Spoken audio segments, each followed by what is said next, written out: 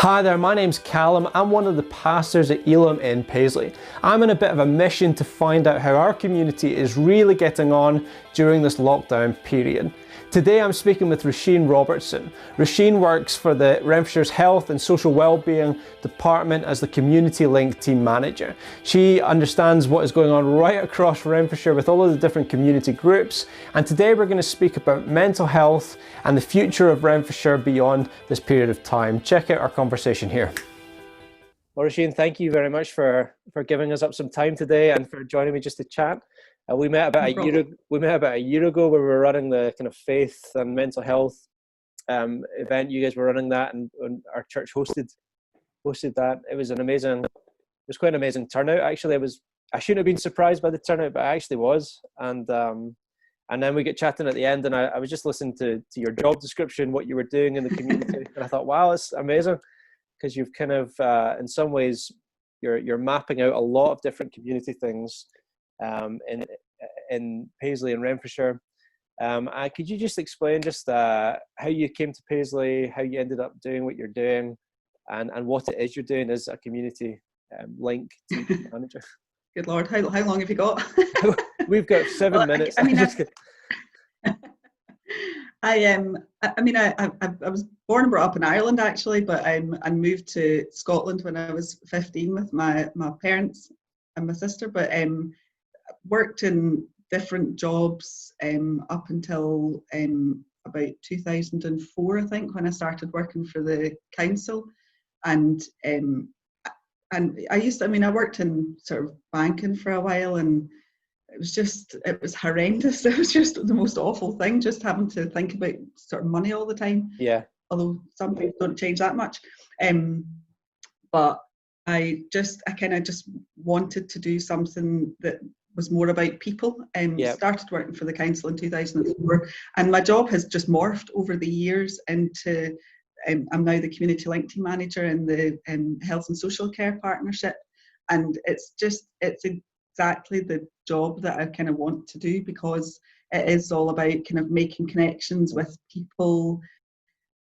I live in Paisley, I work in Paisley, but it's across Renfrewshire as well. So it's so interesting getting to know sort of all the different communities, all the different groups that are around, but with that kind of aim of improving health and well-being, and like I say, making the connections between all the different kind of parts of the community. So it's so interesting. And the event that we held last year was amazing, because like you, I wasn't expecting that kind of turnout, but it shows that people are genuinely interested in health and well-being, and particularly at the moment, I suppose, in mental health and well-being. And now with this sort of current situation, it's become even more of a thing. So yeah, definitely. And I think you see the power in creating those links, because unless you're actually involved with doing that, none of those people would have come to the event, And so actually it's been a powerful thing, and it helps people see the needs in the community when you do that as well. It's good. And absolutely. I mean, I know one of the things I'm seeing a lot of, just from talking to people in our church and beyond, is a lot of trauma. There's people right now who are kind of going through trauma, whether they realize it or not. It's kind of beginning to come out in different ways. There's kind of much higher levels of anxiety in people. And then in some ways a kind of grief, and it's funny, it's kind of a grief that not just for people that they've lost, but actually a grief for lost time and lost opportunities. Absolutely. And so one of the things we're trying to begin to think of as a church is some way that we can almost help the community grieve healthily after all this is kind of over. So that day kind of made us begin to think through, this is a massive issue in the community that we're really in. So. I think people already had anxieties and issues and all that kind of thing, but now we're faced with people who are losing their jobs and or have already maybe lost their jobs, and who are on much less income than they were before, or they're facing that sort of over the next couple of months. And then there's also the issues which we were already facing about isolation and loneliness, which have just become even more, and people who who were quite well connected are all of a sudden now in that position where they're feeling completely isolated because they can't get out of the house for, for whatever reason. And, I think, in a way though, that I think that's almost helped other organisations and groups and things to recognise loneliness and isolation for what it is, how harmful it can be. Yeah. And maybe it's an opportunity for people to start doing things maybe a wee bit quicker than they maybe would have done. I think there was already a movement towards reducing that isolation. Certainly within my organisation, we already started thinking about it and trying to do some work on it. And I think maybe this has just sort of precipitated that a wee bit more, and hopefully, we'll start seeing some things happening now as a result of this. But that will benefit, the sort of the wider communities. Yeah, I definitely beginning to see some values change, I think, for people. People are beginning to ask what really actually matters in life, and a lot of it is that human connection, isn't it, with other people? It really matters. It matters way more than I realized, Yeah, definitely. So. I'm the same, and we've been involved in hubs, they're just called neighbourhood hubs. There's three physical hubs, which have just been kind of set up as brilliant partnership, working between the council and the health and social care partnership. But they've also brought in volunteers, and the willingness and the kindness of local people, not just in our hubs actually, but right across, because whenever we were establishing the hubs, we got in contact with all of the community groups that were around right across Renfrewshire, just to ask them what they were doing, so that we weren't duplicating what they were doing, but we were kind of complementing them and trying to coordinate with them a wee bit. And the amount of people and the amount of kindness and things that people have been doing, it's just been absolutely incredible. Some groups were already established and they were already doing stuff, but some groups sprung up like that. They were so quick to react and so quick to offer help, and it's incredible what local people can do. And that's one thing I would absolutely love to see continuing after we get out of this sort of real sort of critical phase, if you like, once we move into the sort of new normal that everybody's talking about. I'd love for us to still have those connections with the local community groups and with local people who are willing to give their time and and give their kindness to people, because that and neighbourliness and it's all of these things. There's lots of bad things have come out of it as well, but we're sort of really trying to focus on the good stuff that's come out.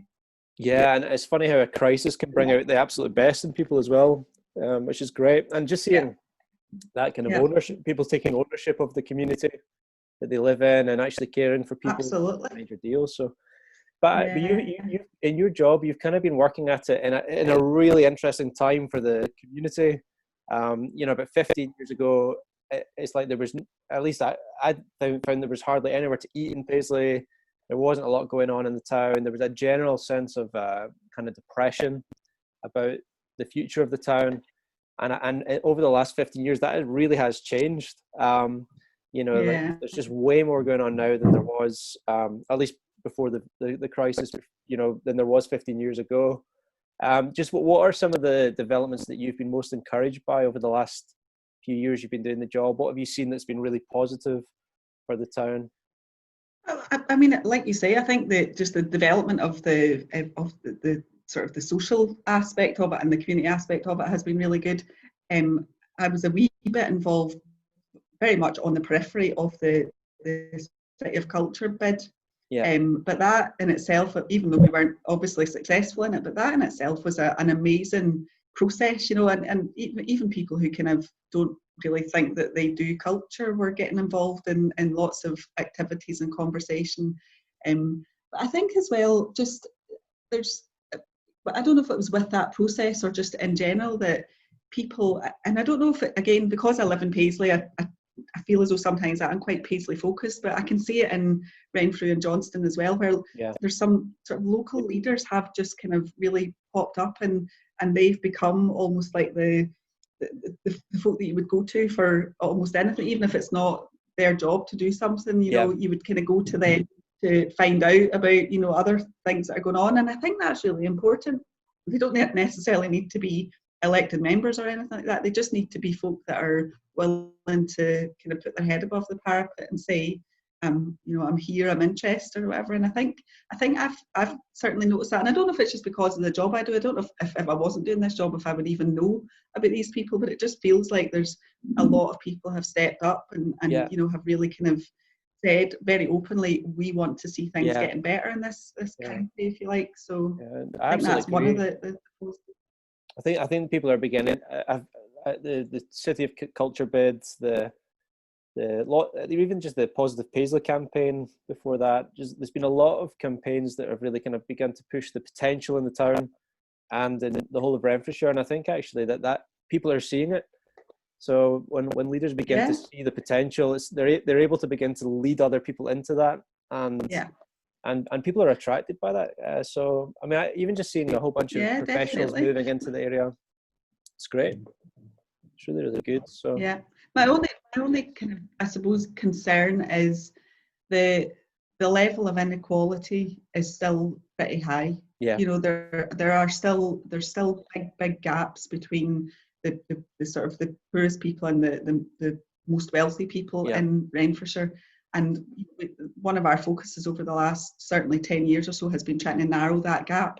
And I'm not entirely sure that it's working. And I really worry that this pandemic is going to widen the gap even more.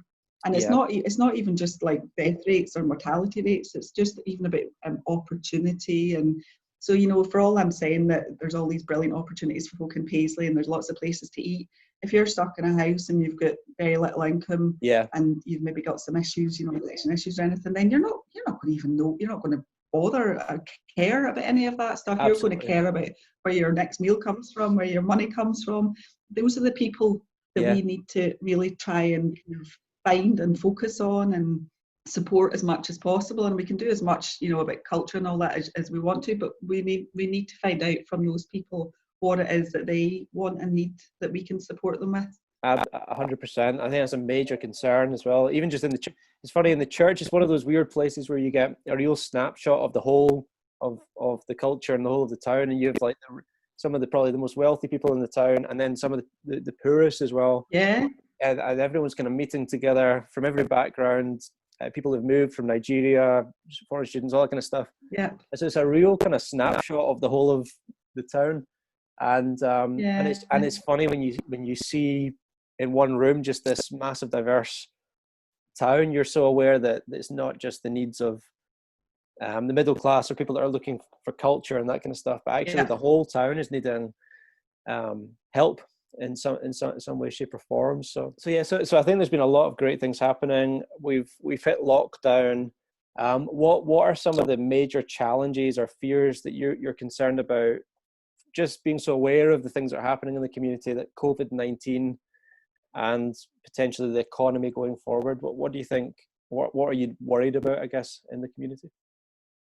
I think, well, I mean, I don't know if worried is the right word to use, but one of the things that we have to start thinking about as a council and as a health and social care partnership is almost like reopening again. And it's because we do provide a lot of services to people, some of which are provided in buildings, in places, where people have to come into.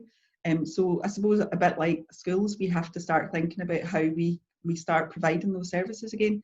And for people, my sort of biggest worry over the last sort of few months have been people who are maybe caring for folk, a spouse or a partner or a family member with dementia, or with some sort of disability or something like that, where normally they would get some respite for that. That person maybe would go to a day centre or some other kind of club or group or whatever, and they've not been able to do that for the last 2 months. And you can imagine, I'm sure imagine how utterly horrifically awful that would be for people, just to not have any sort of respite from the ongoing sort of challenges. And I mean, I know our staff in all of these different centres have been amazing, and they've been trying to keep in touch with people and provide as much support as they can, but it's still not quite the same as them getting a break and for the person themselves actually going and doing something that's kind of stimulating them and things like that as well. So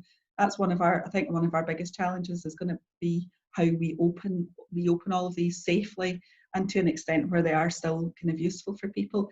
But it also, I suppose, gives us the opportunity to start doing things differently and start thinking of things in a kind of different way. And, you know, I mentioned the volunteers already and the kindness of people, and it has really, really brought home to me how willing people are to give up their time to help other people. And I would really love to see more of that happening, because it's something we don't probably do a lot of within the health and social care partnership anyway, is work with volunteers. And we have to absolutely find the line between the things that we would expect a paid worker to do and the things that what volunteers are happy and willing to do. But I think we're up for the challenge of that, I think, and that's something I would love to see, is how we continue to work with those the communities and the volunteers in those communities, and also link in with all the groups that we've made connections with as a result of this as well, so that we don't have to do things in the same way. We can maybe do them slightly differently in sort of localities and the places where people live, you know, so, or the areas where people live. So so that's sort of challenges and opportunities, I think, that you can see both of. Yeah, no, it's a great way of looking at it ahead. And I think people's values have changed. Volunteering is more important.